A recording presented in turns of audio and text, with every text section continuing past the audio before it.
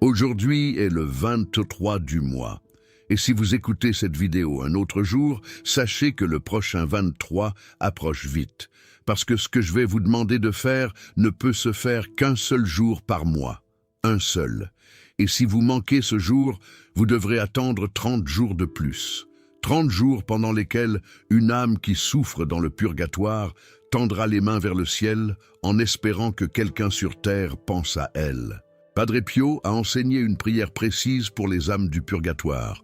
Pas n'importe quelle prière, pas un chapelet ordinaire, pas une neuvaine classique. Il a enseigné quelque chose de très spécifique. 23 Ave Maria, pas 22, pas 24, exactement 23. Récitez le 23 de chaque mois à 15 heures, l'heure de la miséricorde divine. Et ce que Padre Pio a vu se passer dans le monde invisible quand ces 23 Ave Maria sont récités à cette heure précise, ce jour précis, est quelque chose qui devrait vous faire arrêter tout ce que vous faites et écouter jusqu'au bout. Si vous avez perdu un parent, si vous avez perdu un époux, si vous avez perdu un enfant, un frère, une sœur, un ami, si quelqu'un que vous aimez est mort et que vous ne savez pas où est son âme en ce moment, alors cette vidéo n'est pas un hasard, c'est un rendez-vous. Dans cette vidéo, je vais vous révéler 3 choses que Padre Pio a enseignées sur le lien entre les vivants et les morts, et que la plupart des catholiques ignorent. Premièrement, ce que Padre Pio voyait réellement quand il regardait le purgatoire, et pourquoi ce qu'il a décrit a choqué même les prêtres les plus expérimentés. Deuxièmement, pourquoi le nombre 23 et l'heure de 15 heures créent ensemble une clé qui ouvre les portes du purgatoire d'une manière que rien d'autre ne peut faire. Et troisièmement, la prière exacte des 23 Ave Maria, telle que Padre Pio l'enseignait mot par mot, geste par geste, avec les intentions précises qui doivent accompagner chaque Ave Maria. Mais avant tout cela, il faut que vous compreniez quelque chose que beaucoup de catholiques ont oublié. Ou pire, quelque chose que beaucoup de catholiques ne veulent plus croire. Le purgatoire existe.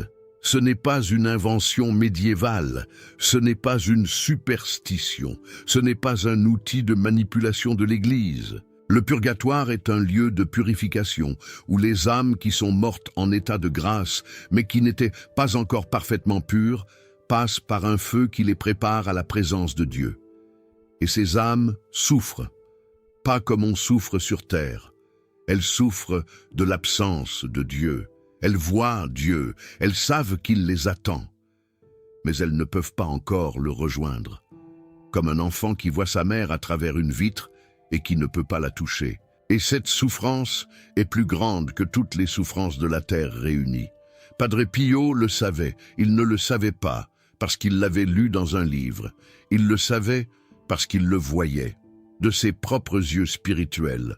Chaque nuit, entre 3 heures et 5 heures du matin, les âmes du purgatoire venaient de visiter Padre Pio dans sa cellule de San Giovanni Rotondo. Frère Modestino, qui surveillait la santé de Padre Pio, rapporte dans ses notes que certaines nuits, il entendait Padre Pio parler à voix haute dans sa cellule, comme s'il conversait avec quelqu'un. Et quand Frère Modestino entrouvrait la porte pour vérifier que tout allait bien, il ne voyait personne. Juste Padre Pio, assis sur son lit, les yeux ouverts, parlant dans le vide. Mais ce n'était pas le vide. Padre Pio voyait les âmes. Il les voyait aussi clairement que vous voyez l'écran devant vous en ce moment. Et il a décrit ce qu'il voyait à son confesseur, le père Agostino, dans une série de lettres qui sont conservées dans les archives du couvent. Ces lettres contiennent des descriptions du purgatoire qui glacent le sang et réchauffent le cœur en même temps. Padre Pio écrit dans une lettre datée du 12 mars 1956 que les âmes du purgatoire lui apparaissent sous forme de lumière. Pas des fantômes, pas des ombres, des lumières, mais des lumières voilées, comme des bougies derrière un verre dépoli. On voit la flamme, mais on ne voit pas sa pleine clarté, et chaque âme a une couleur différente. Certaines sont presque blanches, presque prêtes à entrer au ciel. D'autres sont d'un orange profond, encore loin de la purification complète. Et d'autres encore sont d'un rouge sombre, presque invisible, tellement leur purification est longue et douloureuse. Mais voici ce que Padre Pio a vu de plus saisissant. Il a vu que chaque fois qu'un vivant prie pour une âme du purgatoire, un fil de lumière dorée descend du ciel et touche cette âme, et à chaque prière, la couleur de l'âme change. Elle s'éclaircit, imperceptiblement, comme quand le soleil se lève et que le ciel passe du noir au bleu sombre, puis au bleu clair, puis au blanc. Chaque prière est un rayon de soleil qui accélère l'aube pour cette âme. Et Padre Pio a observé quelque chose d'extraordinaire. Il a observé que toutes les prières ne sont pas égales en puissance. Une messe a une puissance immense. Un chapelet complet a une grande puissance. Mais il existe une combinaison spécifique qui surpasse même le chapelet en efficacité pour les âmes du purgatoire. Et cette combinaison, c'est 23 Ave Maria, récités le 23 du mois à 15 heures. Pourquoi ? Padre Pio l'a expliqué avec une clarté que je n'ai jamais retrouvée chez aucun autre saint. Il a dit que le nombre 23 est le nombre de la miséricorde appliquée aux morts. Le psaume 23, « Le Seigneur est mon berger », est le psaume que l'on récite traditionnellement pour les mourants et les morts. C'est le psaume de celui qui traverse la vallée de l'ombre de la mort sans craindre aucun mal. Et quand vous récitez 23 Ave Maria, vous invoquez Marie 23 fois. Or Marie est la reine du purgatoire. L'Église enseigne que chaque samedi, Marie descend au purgatoire et emmène au ciel les âmes qui sont prêtes. Mais Padre Pio ajoutait que Marie ne descend pas seulement le samedi. Elle descend chaque fois qu'elle est appelée avec suffisamment de force. Et 23 Ave Maria, récité avec intention le 23 du mois, constitue cet appel suffisant. Et l'heure de 15 heures ajoute la dernière pièce du puzzle. 15 heures est l'heure où le Christ est mort sur la croix. C'est l'heure de la miséricorde divine. Padre Pio disait que pendant quelques minutes autour de 15 heures, les portes entre le ciel, le purgatoire et la terre s'entr'ouvrent. Pas complètement, mais suffisamment pour que les prières des vivants atteignent les morts avec une puissance multipliée. Il comparait cela à un barrage qui ouvre ses vannes. Pendant 23 heures et 57 minutes par jour, le barrage retient l'eau. Mais pendant 3 minutes, à 15 heures, les vannes s'ouvrent et l'eau de la miséricorde coule avec une force que rien ne peut arrêter. Écoutez-moi bien. La première fois que j'ai prié les 23 Ave Maria, le 23 du mois à 15 heures, c'était en avril 2015, 7 mois après la mort de mon mari. 7 mois pendant lesquels j'avais prié pour lui chaque jour. Des messes, des chapelets, des neuvaines. Mais ce jour-là, le 23 avril, à 15 heures, agenouillé dans mon salon de Limoges, avec la photo de mon mari posée devant moi et une bougie bénie allumée, quand j'ai commencé le 23e Ave Maria, quelque chose s'est passé.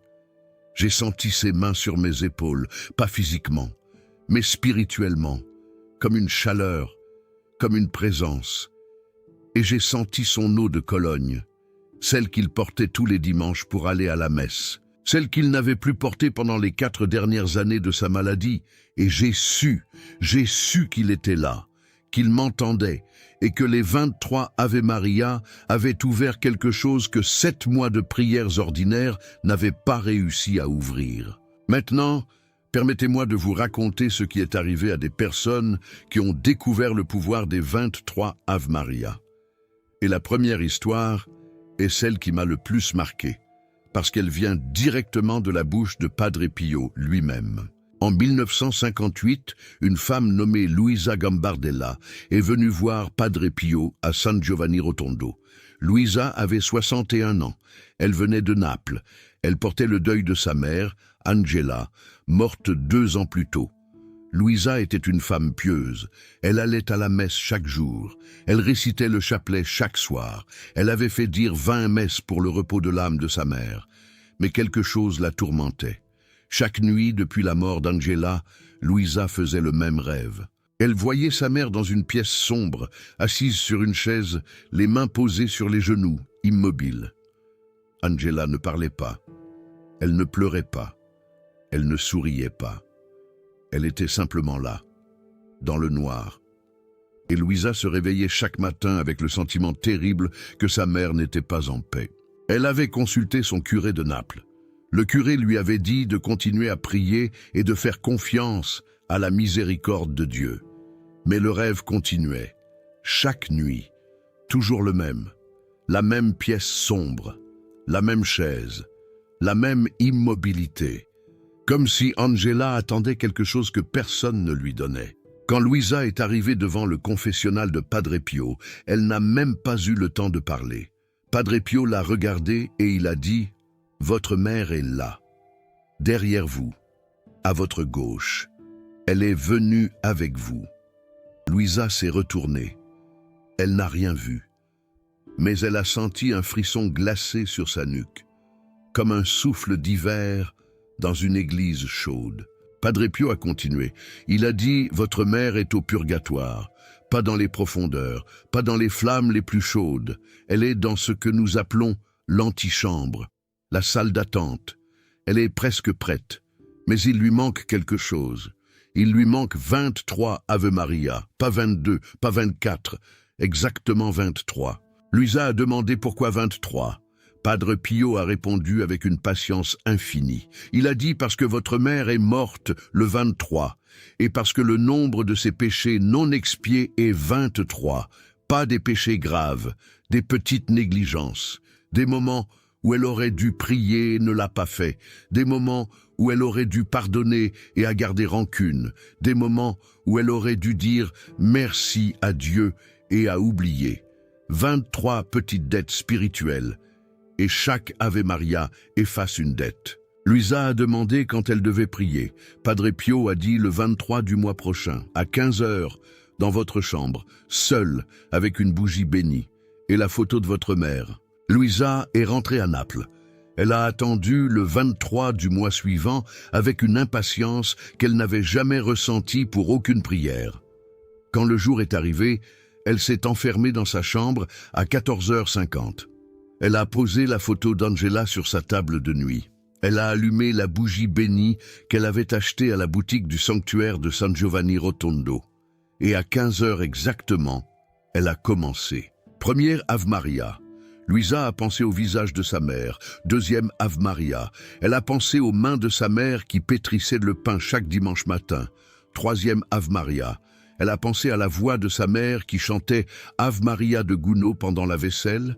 Quatrième Ave Maria, les larmes ont commencé à couler. Cinquième, sixième, septième. Luisa pleurait et priait en même temps. Elle ne s'arrêtait pas. Elle ne pouvait pas s'arrêter. Au 12e Ave Maria, quelque chose a changé dans la pièce. La flamme de la bougie, qui était droite et stable, s'est mise à danser. Pas comme si un courant d'air l'agitait. Comme si quelqu'un soufflait dessus très légèrement, très doucement, comme le souffle d'un enfant qui dort. Au 18e Ave Maria, Luisa a senti le parfum de rose que les pèlerins de San Giovanni Rotondo connaissent bien, le parfum de Padre Pio, mais mélangé à un autre parfum, un parfum qu'elle connaissait depuis l'enfance, le parfum de la crème que sa mère mettait sur ses mains chaque soir avant de dormir, une crème à la lavande qu'Angela fabriquait elle-même avec les fleurs de son jardin de Naples. Au 23e Ave Maria, Luisa a prononcé les derniers mots et elle a ouvert les yeux. La bougie brûlait toujours, mais sa flamme était maintenant d'une couleur différente, plus blanche, plus pure. Et dans cette lumière blanche, Luisa a vu quelque chose qu'elle n'oubliera jamais jusqu'à la fin de ses jours. Elle a vu sa mère, pas en rêve, les yeux ouverts, debout devant elle. Angela ne portait plus le noir du deuil qu'elle portait dans les rêves. Elle portait une robe blanche. Ses mains n'étaient plus posées sur ses genoux dans l'immobilité. Elles étaient levées vers le ciel, et sur son visage, il y avait un sourire que Luisa n'avait jamais vu. Un sourire de paix totale, un sourire de quelqu'un qui vient d'être libéré. La vision a duré 3 secondes, peut-être 4. Puis Angela a disparu. La bougie est redevenue normale et Luisa est restée agenouillée dans sa chambre de Naples, incapable de bouger, incapable de parler, sachant avec une certitude absolue que sa mère venait d'être libérée du purgatoire. Cette nuit-là, pour la première fois en 2 ans, Louisa n'a pas fait le rêve de la pièce sombre. Elle n'a plus jamais fait ce rêve. Mais l'histoire de Louisa ne s'arrête pas là. Parce que ce qui s'est passé ensuite est ce que Padre Pio appelait la conséquence inattendue de la prière pour les morts. Et c'est peut-être la chose la plus importante que je vais vous dire dans cette vidéo. 3 semaines après avoir prié les 23 Ave Maria, Louisa a reçu une lettre de sa cousine Maria, qui vivait à Turin. Maria lui écrivait que le 23 du mois précédent, exactement le même jour où Louisa avait prié à Naples, Maria avait fait un rêve extraordinaire. Elle avait vu sa tante Angela, la mère de Louisa, dans une lumière blanche éblouissante. Et Angela lui avait dit quelque chose. Elle lui avait dit merci pour les prières, mais elle avait ajouté autre chose. Elle avait dit maintenant, priez pour Giuseppe. Giuseppe était le frère d'Angela, l'oncle de Louisa et de Maria. Il était mort pendant la guerre, en 1943, lors du bombardement de Naples. Il avait 32 ans. Et personne, depuis 1943, n'avait jamais prié pour lui. Pas une messe, pas un chapelet, pas un seul Ave Maria. Pendant 15 ans, l'âme de Giuseppe avait attendu dans le purgatoire sans qu'aucun vivant ne pense à elle. Voici la conséquence inattendue que Padre Pio enseignait. Quand vous priez les 23 Ave Maria pour une âme et que cette âme est libérée avant le 23e Ave Maria, les prières restantes ne sont pas perdues. Elles ne se dissolvent pas dans le néant. Elles sont redirigées par la Vierge Marie elle-même, vers l'âme de votre famille qui a le plus besoin de prière, vers l'âme que tout le monde a oubliée, vers le soldat mort en 1943 que plus personne ne nomme, vers le bébé mort à la naissance dont on ne parle plus, vers l'arrière-grand-père dont on ne connaît même plus le prénom. Padre Pio disait que c'est pour cela que le nombre 23 est si important. Pas parce que chaque âme a exactement 23 dettes spirituelles, mais parce que 23 Ave Maria sont toujours suffisants.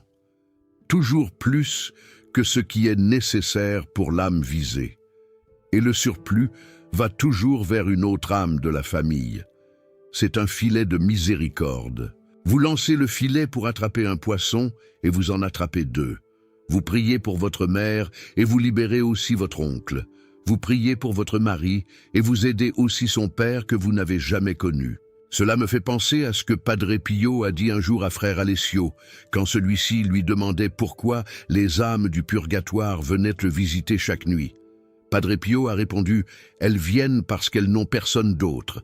La plupart de ces âmes n'ont plus aucun vivant qui prie pour elles. Leurs enfants les ont oubliées. Leurs petits-enfants ne les ont jamais connus. Et elles attendent, depuis des décennies, depuis des siècles parfois, que quelqu'un prononce leur nom devant Dieu. » Quand j'ai entendu cette phrase pour la première fois, elle m'a brisé le cœur. Depuis des siècles parfois, imaginez votre arrière-arrière-grand-mère, celle dont vous ne connaissez même pas le prénom, celle dont il n'existe peut-être même plus de photos. Elle est peut-être encore au purgatoire en ce moment, depuis 150 ans, parce que personne ne prie pour elle, personne ne se souvient d'elle. Et les 23 Ave Maria que vous pourriez réciter le prochain 23 du mois pourraient être les premiers rayons de lumière qu'elle reçoit depuis 1 siècle et demi. La deuxième histoire que je veux vous raconter est celle de la famille Delacroix de Lyon. C'est une histoire que j'ai apprise par une amie de mon groupe de prière à Limoges, dont la belle-sœur connaissait personnellement les Delacroix. Marcel Delacroix était médecin généraliste à Lyon. Il avait 70 ans en 1962. C'était un homme de science, un homme de raison, un homme qui allait à la messe le dimanche par habitude familiale, mais qui ne croyait pas vraiment au purgatoire, aux apparitions, aux miracles. Pour Marcel, la religion était une affaire de morale et de tradition, pas de surnaturel. Sa femme, Henriette, était tout le contraire. Henriette priait le chapelet 2 fois par jour. Elle avait un petit oratoire dans leur chambre avec une image de Padre Pio, une bougie de Lourdes et un crucifix béni par le pape Pie XII lors d'un pèlerinage à Rome en 1955. Henriette croyait, Marcel tolérait. En mars 1962, la mère de Marcel, Germaine, est morte à l'âge de 88 ans. Germaine avait été une femme difficile, autoritaire, critique, Elle avait rendu la vie dure à Henriette pendant 35 ans de mariage. Elle avait dit à Marcel le jour de son mariage que cette femme serait sa ruine. Elle n'avait jamais accepté Henriette. Et Henriette, avec une patience de sainte, avait supporté pendant 35 ans les remarques, les humiliations et les comparaisons avec l'ancienne fiancée de Marcel. Quand Germaine est morte, Marcel a organisé des funérailles sobres, une messe, un enterrement. Pas de neuvaine, pas de messe grégorienne. Marcel ne croyait pas que cela servait à quelque chose. Les morts sont morts, disait-il. Prions pour les vivants. Henriette n'a rien dit, mais chaque soir, dans son oratoire, elle priait pour Germaine, pas par obligation, pas par devoir de belle-fille, mais parce qu'Henriette comprenait quelque chose que Marcel ne comprenait pas. Elle comprenait que l'âme de Germaine avait besoin de prière, plus que toute autre âme, parce que Germaine avait passé sa vie à juger, à critiquer, à blesser avec ses mots, et ces blessures laissent des traces dans l'âme de celui qui les inflige. 6 mois après la mort de Germaine, Henriette a entendu parler des 23 Ave Maria par une cousine de Bordeaux qui avait fait le pèlerinage à San Giovanni Rotondo. La cousine avait rapporté une petite brochure manuscrite qui circulait parmi les enfants spirituels de Padre Pio, et dans cette brochure, le rituel des 23 Ave Maria était décrit en détail. Henriette a commencé le 23 septembre 1962, 6 mois jour pour jour après la mort de Germaine. À 15 heures, dans son oratoire, elle a récité les 23 Ave Maria pour l'âme de sa belle-mère, celle qui l'avait humiliée pendant 35 ans, celle qui ne lui avait jamais dit un seul mot gentil, celle qui était morte sans jamais lui avoir demandé pardon. Et voici ce qui rend cette histoire extraordinaire. Au 12e Ave Maria, Henriette a commencé à pleurer. Pas de tristesse, de compassion. Pour la première fois en 35 ans, Henriette a ressenti de la compassion pour Germaine. Elle a compris que Germaine n'était pas méchante. Germaine avait peur, peur de perdre son fils, peur d'être remplacée, peur de vieillir seule. Et cette peur s'était transformée en méchanceté, parce que la peur non guérie se transforme toujours en violence. Et au 18e Ave Maria, Henriette a fait quelque chose qu'elle n'avait jamais fait en 35 ans. Elle a dit à voix haute « Je vous pardonne, Germaine, je vous pardonne tout ». Au 23e Ave Maria, la bougie de l'oratoire s'est éteinte. D'un coup, sans souffle, sans courant d'air, comme si quelqu'un l'avait soufflé, et au même instant, le parfum de rose a envahi la pièce.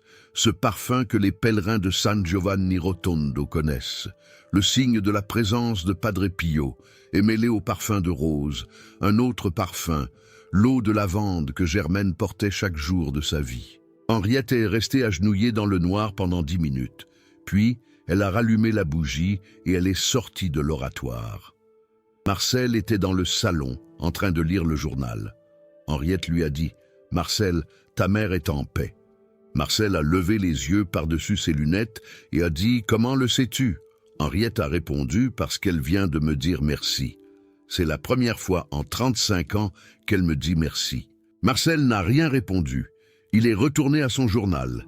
Mais cette nuit-là, pour la première fois depuis la mort de sa mère, Marcel a rêvé de Germaine. Et dans ce rêve, Germaine souriait. Ce sourire que Marcel n'avait jamais vu sur le visage de sa mère de son vivant. Un sourire sans peur, sans amertume, sans jugement. Un sourire de paix. Le lendemain matin, Marcel a dit à Henriette « Montre-moi comment tu fais tes 23 Ave Maria ». C'était la première fois en 38 ans de mariage que Marcel demandait à participer à une prière qui n'était pas la messe du dimanche. Mais la conséquence inattendue de l'histoire des Delacroix va plus loin que la conversion de Marcel. Parce que quand Marcel a prié les 23 Ave Maria pour la première fois le 23 octobre suivant, il a prié pour son père, Robert. Robert Delacroix était mort en 1944, pendant la libération de Lyon. Il avait 39 ans. Et depuis 1944, 18 ans plus tôt, personne n'avait jamais prié spécifiquement pour Robert. Germaine, sa veuve, n'avait jamais fait dire de messe pour lui. Par orgueil, parce que Robert l'avait laissé seul avec un fils de 8 ans. Et dans sa colère contre son mari mort, Germaine avait refusé de prier pour lui. 18 ans sans une seule prière, 18 ans dans le purgatoire, sans un seul fil de lumière dorée descendant du ciel. Et c'est Marcel, le fils médecin rationaliste qui ne croyait pas au purgatoire, qui a finalement envoyé ce premier fil de lumière à son père. Padre Pio disait souvent que les voies de Dieu sont impénétrables. Et cette histoire en est la preuve. La belle-fille pardonne à la belle-mère. La belle-mère est libérée. Et dans cette libération, le fil de prière se redirige vers le mari que la belle-mère avait refusé de sauver. La miséricorde corrige ce que la rancune avait détruit. Permettez-moi de vous raconter un dernier témoignage avant de vous enseigner la prière exacte. Ce témoignage vient directement de Père Pellegrino, l'un des frères capucins les plus proches de Padre Pio dans les dernières années de sa vie. Père Pellegrino rapporte que le 23 mars 1966, 2 ans et demi avant la mort de Padre Pio, une chose inhabituelle s'est produite à San Giovanni Rotondo. Ce jour-là, un groupe de 47 pèlerins français était présent au couvent. Ils venaient de différentes régions de France, Lyon, Marseille, Bordeaux, Lille, Nantes, Strasbourg. Ils ne se connaissaient pas avant le pèlerinage. Ils avaient été réunis par une agence de voyage catholique de Paris. À 15 heures, les 47 pèlerins français se sont rassemblés dans l'église du couvent. Ce n'était pas prévu dans le programme du pèlerinage. Ce n'était l'idée de personne en particulier. C'est arrivé naturellement. Comme si quelque chose les avait attirés dans l'église à cette heure précise. Et sans qu'aucun d'entre eux ne le propose formellement, ils se sont mis à prier l'Ave Maria ensemble. 23 Ave Maria, à 15 heures, le 23 du mois. Père Pellegrino était dans l'église à ce moment-là. Il priait dans une chapelle latérale. Et il rapporte dans ses notes que quand les 47 voix françaises se sont unies pour le premier Ave Maria, quelque chose a changé dans l'atmosphère de l'église. L'air est devenu plus lourd, plus dense, comme avant un orage, et une lumière dorée a commencé à filtrer à travers les vitraux alors qu'il n'y avait pas de soleil dehors. Le ciel était couvert ce jour-là. Au 23e Ave Maria, Père Pellegrino a vu Padre Pio. Padre Pio n'était pas dans l'église. Il était dans sa cellule à l'étage. Malade, affaibli, il ne descendait presque plus à l'église en 1966. Mais Père Pellegrino l'a vu, debout devant l'autel, les mains levées vers le ciel, les stigmates saignants, et les yeux fixés sur quelque chose que Père Pellegrino ne pouvait pas voir, quelque chose au-dessus, quelque chose dans le monde invisible. Plus tard, ce soir-là, Père Pellegrino a eu le courage de demander à Padre Pio ce qui s'était passé. Padre Pio l'a regardé avec des yeux remplis de larmes, et il a dit les Français, ces 47 Français, ils ne savent pas ce qu'ils ont fait, ils ne savent pas combien d'âmes ils ont libérées cet après-midi. Père Pellegrino a demandé combien. Padre Pio a fermé les yeux. Puis il a dit, j'ai arrêté de compter à 123. Après, la lumière était trop forte pour que je puisse distinguer les âmes individuellement. C'était comme regarder le soleil. 123 âmes, libérées par 47 personnes, récitant 23 Ave Maria à 15 heures le 23 du mois. Cela fait moins d'un demi Ave Maria par âme libérée. La puissance de la prière collective, le 23 à 15 heures, dépasse tout ce que la prière individuelle peut accomplir. J'ai vu quelque chose de similaire de mes propres yeux lors de mon pèlerinage à San Giovanni Rotondo en septembre 2019.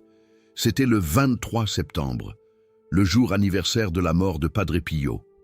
À 15 heures, j'étais dans la crypte, devant le corps de Padre Pio, et un groupe de pèlerins, une trentaine de personnes de nationalités différentes, s'est mis à réciter les 23 Ave Maria spontanément. Je me suis joint à eux. Et au 23e Ave Maria, j'ai senti quelque chose que je ne peux décrire qu'avec un mot, la gratitude. Pas ma gratitude, la gratitude de quelqu'un d'autre, de quelqu'un qui n'était pas dans la crypte, de quelqu'un qui était de l'autre côté du voile. Et cette gratitude m'a submergé comme une vague. J'ai pleuré pendant 20 minutes sans pouvoir m'arrêter. Maintenant, voici le moment que vous attendez. Voici la prière exacte des 23 Ave Maria, telle que Padre Pio l'enseignait. Je vais vous donner chaque étape, chaque geste, chaque intention. Suivez ces instructions exactement. Ne changez rien, ne raccourcissez rien. Padre Pio était très précis sur ce rituel. Première étape, choisissez un lieu calme dans votre maison, votre chambre ou votre salon. Peu importe. L'essentiel est que vous soyez seul et en paix. Si vous avez un oratoire, utilisez-le. Sinon, créez un espace sacré temporaire. Posez sur une table une bougie bénie, une image ou une photo de la personne défunte pour laquelle vous priez, et si vous en avez une image de Padre Pio ou de la Vierge Marie. Deuxième étape, le 23 du mois, à 14h50, allumez la bougie bénie. Padre Pio disait que la bougie doit être allumée 10 minutes avant la prière pour préparer l'espace spirituel. La flamme de la bougie bénie crée ce que Padre Pio appelait un cercle de lumière, un espace purifié où les prières montent plus facilement vers le ciel. Troisième étape, à 15h exactement, faites le signe de la croix.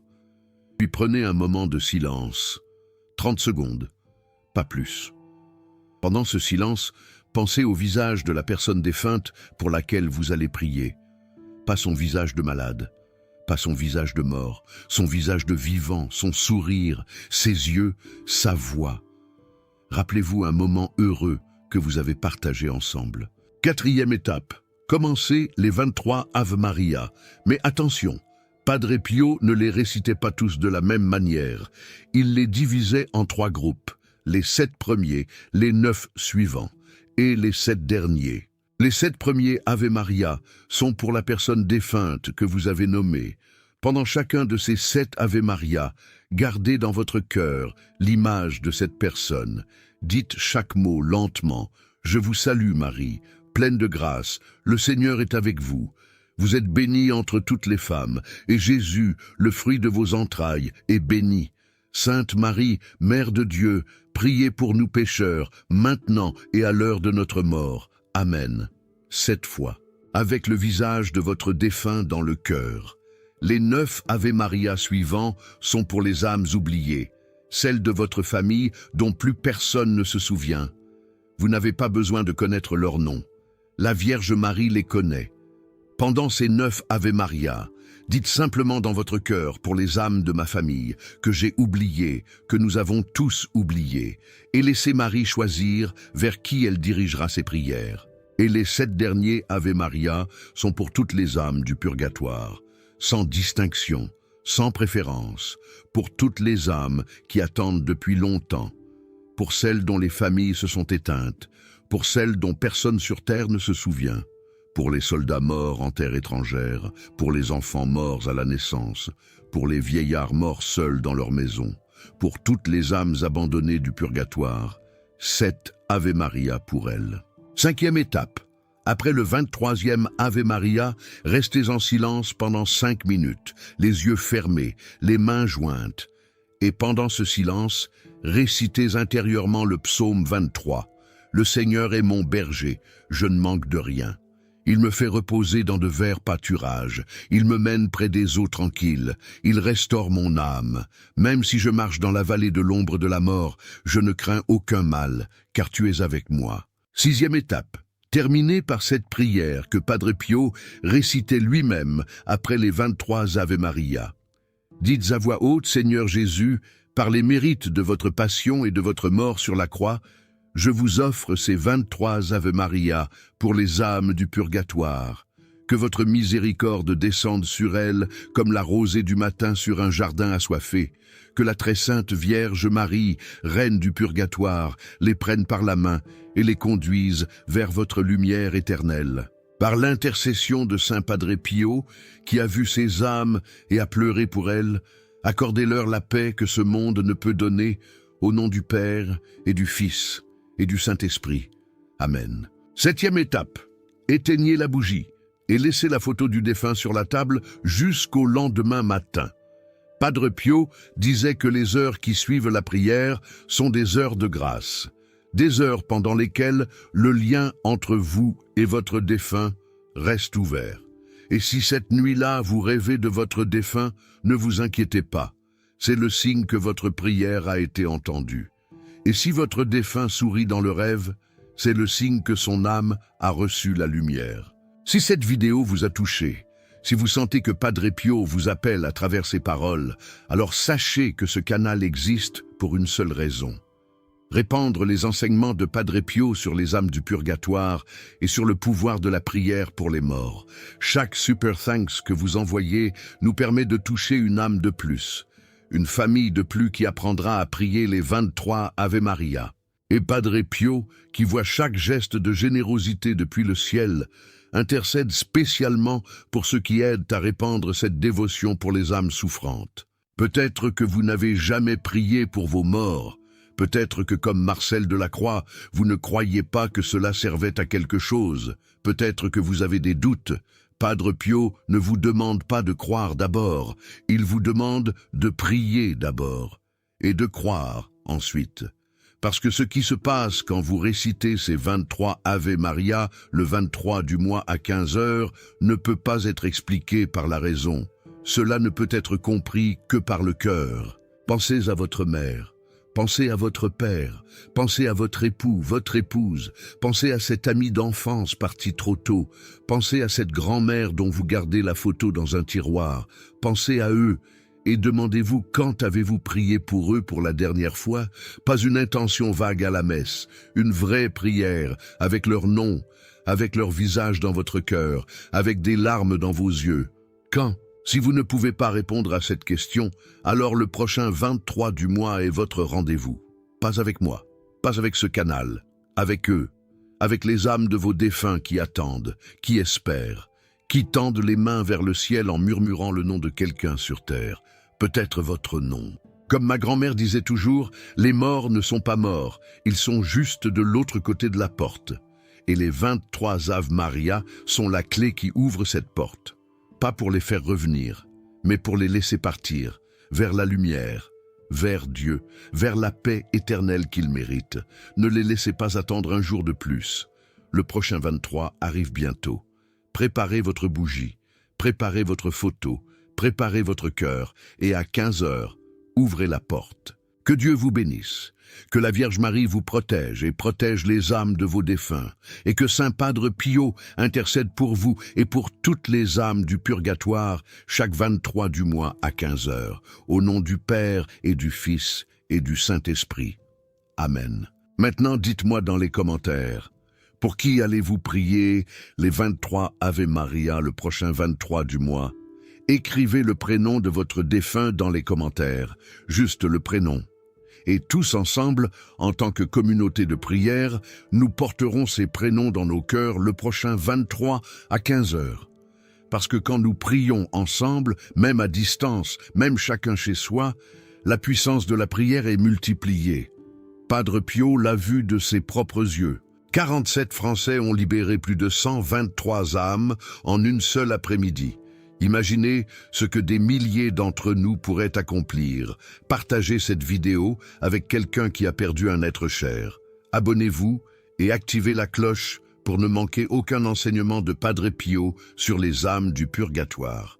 Et que la paix du Christ soit avec vous et avec vos défunts.